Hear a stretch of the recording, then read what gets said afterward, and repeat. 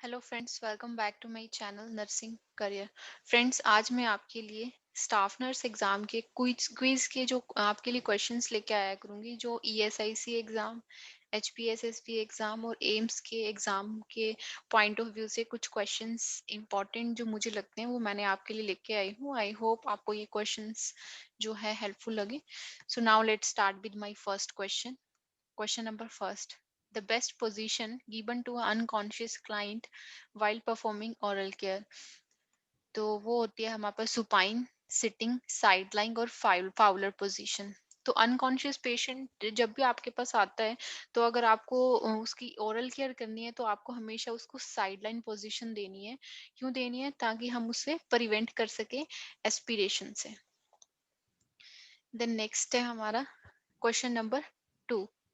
If the patient is on Ryle's tube, during feeding, patient vomit, what is the nursing responsibility? तो अगर patient को हम feed दे रहे थे और पेशेंट वॉमिट कर दे रहा है तो नर्सिंग की क्या रिस्पॉन्सिबिलिटी होगी? Stop the feed, continue the feed, change the position and all of the above. तो अगर पेशेंट को वॉमिट हो रहा है, अगर जैसे राइल्स ट्यूब से हम फीड दे रहे हैं, तो हमने स्टॉप कर देनी है फीडिंग। फर्स्ट प्रायोरिटी तो ये होगी। और सेकंड प्रायोरिटी इसमें होती है हमें क्या करना है, पेशेंट को साइड लाइन पोजिशन देनी है टू प्रिवेंट फ्रॉम एस्पिरेशन। और थर्ड क्या करना है, पेशेंट को हमने सक्शन करना है जितने जल्दी हो सके। देन नेक्स्ट है हमारा question number third. The most common type of brain tumour is. जो हमारा most common type of brain tumour है वो होता है हमारा ग्लियोमा। ये क्वेश्चन बहुत सारे एग्जाम्स में आ रखा है। तो बाकी भी है, जैसे मेनिनजियोमा है। मेनिनजियोमा क्या है? एक नॉन कैंसरस ट्यूमर है जो हमारे कवर करता है ब्रेन और स्पाइनल कॉर्ड को। और ओस्टियोसार्कोमा हमारा बोन का कैंसर होता है। और लास्ट वन जो है हमारा कोर्डोमा, जो है हमारा एक्सियल स्केलेटन का मैलिग्नेंट ट्यूमर होता है। देन नेक्स्ट है हमारा question number fourth. The meningitis is also called a. क्या बोलते हैं मेनिंजाइटिस को? दूसरा नाम क्या है? तो हमारे पास आंसर है dropsy of brain. Then next है question number fifth. A lumbar puncture is performed on a child and suspected of having bacterial meningitis. CSF is obtained from analysis. A nursing officer review result of CSF analysis and determines which of the following results would verify diagnosis. तो किससे पता चलेगा कि patient को myasthenia gravis ही है? Cloudy CSF, decrease protein, decrease glucose. इसमें सीधा मैं आपको आंसर बताती हूँ कौन सी। अगर पेशेंट को बैक्टीरियल मेनिंजाइटिस है और हम डायग्नोस से पता करना है, तो पेशेंट का क्या होगा? क्लाउडी CSF होगा। और एलिवेट होगा हमारा प्रोटीन का लेवल, और ग्लूकोज का जो लेवल है वो कम होगा। और वायरल में क्लियर CSF होता है। कुछ बैक्टीरियल, वायरल और फंगल में कुछ कुछ चेंजेस होते हैं। बस सबसे इंपॉर्टेंट हमारा बैक्टीरियल मेनिंजाइटिस है, जो एग्जाम में पूछा जाता है कि क्या चेंजेस होते हैं उसमें हमारे CSF में। हमारा जो सेरेब्रोस्पाइनल फ्लूइड है वो क्लाउडी होता है। इसमें हमारा प्रोटीन का लेवल जो है ज्यादा हो जाता है और ग्लूकोज का लेवल कम हो जाता है। देन नेक्स्ट है हमारा question number sixth. The neurologist is conducting a Tensilon test, जिसको हम क्या बोलते हैं? Edrophonium. Bedside of patient who is experiencing unexplained muscle weakness हो रही है, और इसमें डबल विजन हो रहा है पेशेंट को, difficulty in breathing and ptosis हो रहा है. Which finding after administration of edrophonium would represent that patient has myasthenia gravis? और इसमें हमारे पास आंसर है the patient experience worsening of muscle weakness, the patient experience wheezing along the facial flushing, the patient report a tingling sensation in the eyelid and sudden ringing in the ear, and the last one is the patient experience improved muscle strength. सबसे पहले इसमें patient को क्या बताया गया? Myasthenia gravis था। और उस पेशेंट को क्या है? बहुत ज्यादा वीकनेस फील हो रही है, डबल विजन हो रहा है, ब्रीथिंग के टोसिस वगैरह सिम्टम्स आ रहे हैं। तो हम क्या फाइंड करेंगे जिससे हमें पता चलेगा कि जो हमने एंड्रोफोनियम दिया है, एडमिनिस्ट्रेशन किया है, वो क्या रिप्रेजेंट कर रहा है माइस्थीनिया ग्रेविस के patient?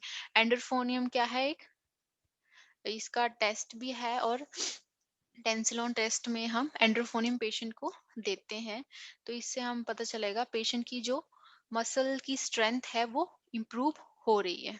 The patient experience improve muscle strength. एंड्रोफोनियम जो है हम 2 ml जो है पेशेंट को स्टार्ट करते हैं, 2 ml से 8 ml जो है हम देते हैं। अगर धीरे धीरे पेशेंट को विद इन 5 to 10 मिनट्स जो है पेशेंट को रिकवरी फील नहीं हो रही है, तो उन मिनट्स में हम 2 और लगाते हैं, एक्स्ट्रा एक्स्ट्रा लगाते हैं। देन नेक्स्ट है हमारा question number 7th। If patient have opacity of lens which reflex is absent. कौन सा रिफ्लेक्स हमारा एब्सेंट होता है? वो होता है हमारा red reflex. Question number 8। Blinking of eye is an example of. Blinking of eye जो है हमारे कौन से उसमें होता है, किसकी एग्जाम्पल है? वो है हमारी क्रेनियल रिफ्लेक्स की। क्रेनियल जो हमारी रिफ्लेक्स है उसमें क्या बताया गया है, हमारी ब्लिंकिंग ऑफ आई हमारी थर्ड जो क्रेनियल नर्व होती है जिसको हम बोलते हैं ट्राइजेमिनल क्रेनियल नर्व। वो ट्राइजेमिनल क्रेनियल नर्व में भी अंदर 3 पार्ट में डिवाइड होता है, ऑप्थेल्मिक, मैक्सिलरी और मैंडिबुलर। तो जो हमारी ऑप्थेल्मिक जो नर्व होती है वो पार्टिसिपेट करती है हमारे ब्लिंकिंग ऑफ आई में। देन नेक्स्ट है हमारा question number 9th। The most abundant cell in pancreas. Most abundant कौन सा सबसे ज्यादा अमाउंट में सेल होता है हमारे पैनक्रियास में? तो वो होते हैं हमारे बीटा सेल्स। और बीटा सेल्स होते कितने अमाउंट में? 70% तो बीटा सेल्स ही होते हैं हमारे पैनक्रियास में। उसके बाद अल्फा सेल्स होते हैं जो 20% होते हैं। लास्ट में हमारे डेल्टा सेल्स आते हैं जो 5% हमारे पैनक्रियास में होते हैं। देन नेक्स्ट है हमारा question number 10th। According to WHO world health organisation, what is the dose of glucose in GTT? GTT glucose tolerance test क्या डोज होती है? तो इसमें हमारे पास ऑप्शंस हैं 100, 68, 75 एंड 90। इसमें हमारे पास आंसर है 75। ग्लूकोज टॉलरेंस टेस्ट जो है हम डन करते हैं, क्यों करते हैं? ताकि हम पेशेंट के प्रीवियस जो 3-4 मंथ का क्या है शुगर लेवल को जो हमने कंट्रोल किया है उसको चेक कर सकें प्रीवियस को। और अगर आपसे पूछी जाए प्रेग्नेंट के केस में कितनी डोज देते हैं, तो वो आता है 100। और इसमें हम देने के बाद क्या करते हैं, जैसे नॉर्मल पूछा गया है 75, अगर उसको हमने दिया है तो उस केस में हम हाफ ऑफ आवर के बाद उसका जो है ये जो है चेक करेंगे ग्लूकोज का लेवल। और अगर प्रेग्नेंट वुमेन है तो उसको 1 आवर दिया है तो उसका 1 आवर में हम चेक करते हैं शुगर का level. Question number 11th। Which insulin is used in the emergency? Emergency में हम कौन सा इंसुलिन यूज करते हैं? देन हमारे पास ऑप्शन है rapid, intermediate, long acting and short acting. अब आपको नेम से ही पता लग रहा होगा, रैपिड एक्टिंग जो है हम इमरजेंसी में देते हैं। और रैपिड एक्टिंग के एग्जांपल्स हैं हमारे ह्यूमालोग, नोवालोग और लिस्प्रा। ये रैपिड एक्टिव इंसुलिन है जिसको हम खाना खाने से पहले देते हैं और इसका जो रिजल्ट है विद इन 10 to 13 मिनट्स आ जाता है। Question number 12th। All of the following mechanisms except. तो इसमें हमारे पास आंसर है configurational isomerisation, structural isomerisation, photo oxidation and oxidation isomerisation. तो सबसे पहले तो आपको पता होना चाहिए किसकी जो है मैकेनिज्म की बात हो रही है। ये हो रही है हमारे फोटोथेरेपी में। फोटोथेरेपी में इसमें 3 जो है 3 स्टेप्स जो है मैकेनिज्म की यूज होते हैं, फर्स्ट, सेकंड और थर्ड। और जो लास्ट स्टेप है वो नहीं होता है। तो इसमें पूछा गया है एक्सेप्ट, तो हम इसमें आंसर टिक करेंगे ऑक्सीडेशन आइसोमराइजेशन नहीं होता है। तो बाकी जो ये 3 स्टेप्स हैं इसमें होता क्या है, इसमें जो फोटोथेरेपी में जो ब्लू लाइट है हमारे क्या है, हमारे उनके ऊपर ब्लू रिबन के ऊपर हमारे अनकंजुगेटेड को कंजुगेटेड में कन्वर्ट कर देती है। और इससे जो हमारा सीरम ब्लू रिबन लेवल होता है वो क्या हो जाता है, नॉन टॉक्सिक हो जाता है। Question number 13th। All of the following are essential for an infant with jaundice and under phototherapy except। क्या नहीं करना चाहिए? Covering the genital area, covering the eyes, blood sampling every 6 hourly for bilirubin test, breast feed every 2 hourly। तो इसमें हमें blood sampling 6 hourly नहीं करनी होती है, वो 24 hours के बाद हमें एक ब्लड टेस्ट लेना होता है। तो ये आपका रॉन्ग है, सी ऑप्शन।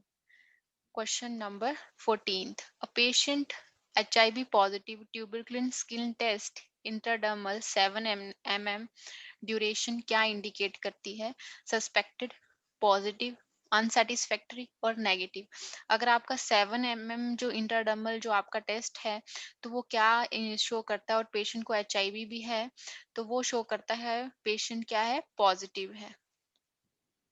एचआईवी में तो अगर 5 mm भी है और पेशेंट एचआईवी पॉजिटिव है, तो वो भी हमारा पॉजिटिव होता है। नॉर्मली अगर हम पेशेंट का देखें तो वो हमारा 10 mm से अगर ज्यादा हो तो उन केसेस में हमारा पॉजिटिव होता है। Question number 15, the therapy for COPD. COPD के लिए हम मेनली जो है कौन सी थेरेपी देते हैं, वेंचुरी मास्क से हम accurate amount of oxygen patient को दे सकते हैं। तो हमारी फर्स्ट प्रायोरिटी वैसे तो वेंचुरी मास्क होती है। इफ वेंचुरी मास्क हमारे पास प्रेजेंट नहीं है तो हम उस केस में हम नेजल कैनुला जो है पेशेंट को प्रेफर करते हैं। और आपसे पूछा जाए कि सबसे ज्यादा अमाउंट में कौन से उससे हम ऑक्सीजन पेशेंट को ज्यादा अमाउंट में किससे दे सकते हैं, तो वो आता है हमारा नॉन रीब्रीदर मास्क से। हम हाईएस्ट कॉन्सेंट्रेशन जो है बहुत ज्यादा जो है हम पेशेंट को ऑक्सीजन दे सकते हैं।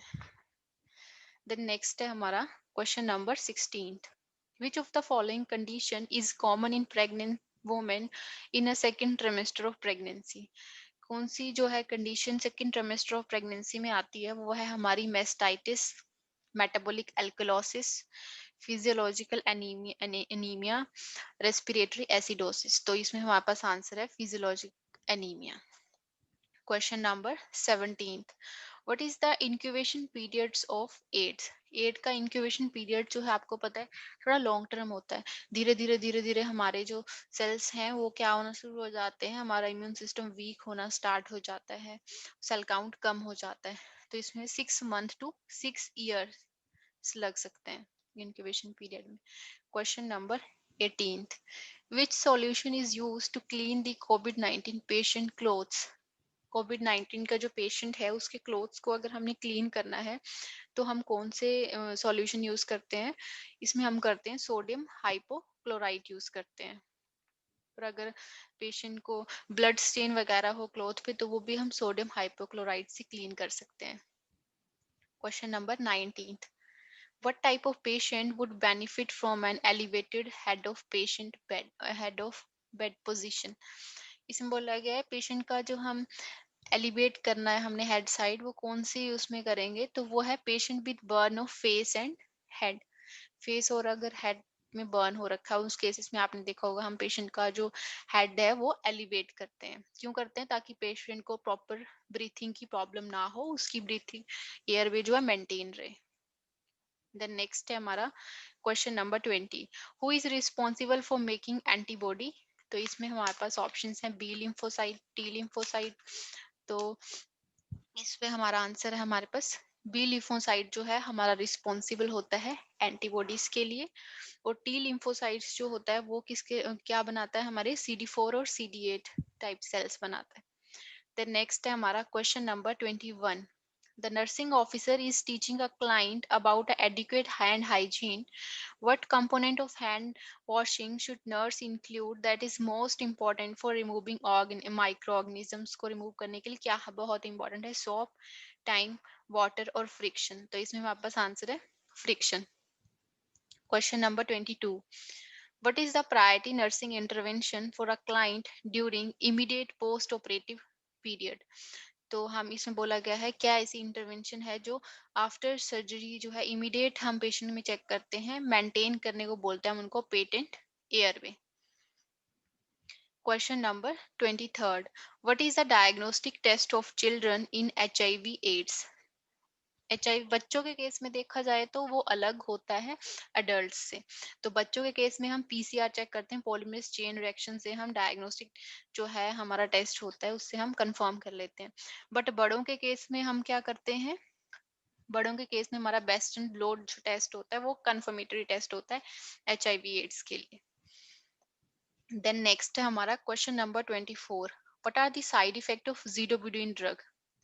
ज़िडोबुडिन जो ड्रग है वो हम एड्स वाले पेशेंट्स को देते हैं, उससे क्या होता है जो हमारा ज़िडोबुडिन ड्रग है वो टॉक्सिक होती है हमारी बोन मैरो के लिए।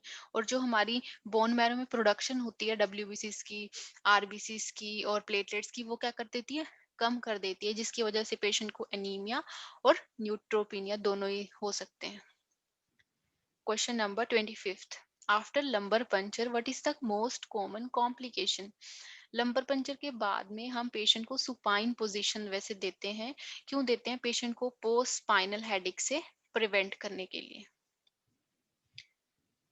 Question number 26th, how would you position patient during a liver biopsy? Liver biopsy के ड्यूरिंग हम कौन सी पोजीशन देते हैं? तो इसमें हमारे पास आंसर है supine with right arm raised and extended behind head. Then next है हमारा question number 27th, all are modifiable factor except कौन सा नहीं है? ओबेसिटी हम मॉडिफाई कर सकते हैं, डायबिटीज मेलाइटिस हम क्योर कर सकते हैं, हाइपरटेंशन हम क्योर कर सकते हैं, बट एज को हम मॉडिफाई नहीं कर सकते। तो इसमें हमारे पास आंसर है एज फैक्टर। देन नेक्स्ट है हमारा question number 28th, before feeding a client via nasogastric tube the nursing officer check for residual and obtain a residual amount of 90 ml. What is the appropriate action to nurse to take? तो इसमें nurse का appropriate action क्या होगा? 90 ml residual amount आ रहा है। सबसे पहले तो अगर आपका 100 ml से ज्यादा आ रहा है तो आपने पेशेंट को फीड नहीं देनी है, बट इसमें हमारा कितना आ रहा है? 90 ml। तो हमने क्या करना है, उस 90 ml को री इंस्टिल कर देना है अमाउंट को, और कंटिन्यू करनी है अपनी, एडमिनिस्टर करना है आपको फीडिंग। और 100 ml से ज्यादा आता है तो आपने फीडिंग नहीं देनी होती है। देन नेक्स्ट है हमारा question number 29th, a stroke client who has initially on nasogastric tube feeding and was able to tolerate soft diet, so the physician order for removal of it, the nursing officer would instruct the client to do which of the following before he remove the tube? Remove tube को remove करने से पहले nursing officer client को क्या बोलेंगे? वो बोलेंगे take a long breath and hold it. उस टाइम पे जो है वो फीड ट्यूब को निकाल देंगे। देन नेक्स्ट है हमारा last question, in which stage of seizure patient bite his और हर टंग? तो इसमें हमारे पास ऑप्शंस हैं टोनिक, एब्सेंस, मायोक्लोनिक और क्लोनिक। तो हमारे पास जो स्टेजेस हैं सीजर की, उसमें से जो क्लोनिक फेस है उसमें पेशेंट को क्या है, जर्की मूवमेंट होते हैं बॉडी में और लिम्स में। तो उस केस में पेशेंट जो है अपनी टंग को बाइट कर लेता है। तो इसमें हमारे पास आंसर है टोनिक फेस।